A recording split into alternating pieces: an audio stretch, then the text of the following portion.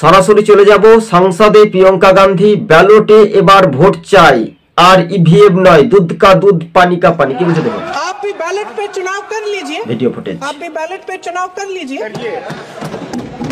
दूध का दूध पानी का पानी हो जाएगा।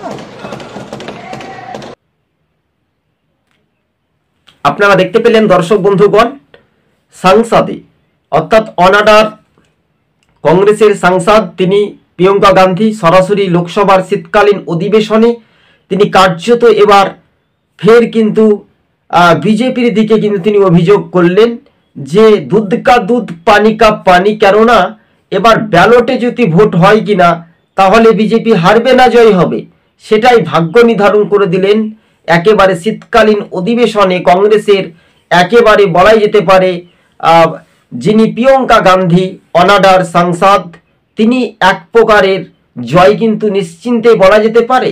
তো ইভিএমে অনেকটাই গন্ডগোল হয়, তার জন্য কি এবার ব্যালটে যেহেতু ব্যালট পেপারে কি ভোট হবে সেটাই কার্যত রাজনৈতিক ময়দানে কেউ 1 ইঞ্চি জমি ছাড়তে রাজি নয়।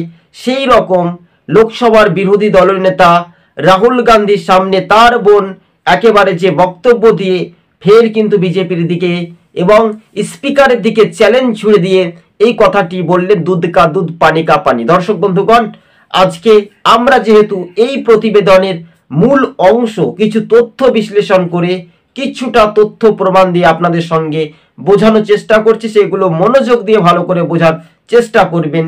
কার্যত যদি সারা দেশের 543 আসনে সেখানে ম্যাজিক ফিগারের 272 আসন ছিল, কিন্তু সেই রাজ্যে পিছিয়ে পড়া রাজ্য বা সেই রাজ্যের ইভিএম কারচুপি বা গন্ডগোলে এমনটাই বিরোধীরা অভিযোগ করছেন। দর্শক বন্ধুগণ, আজ এই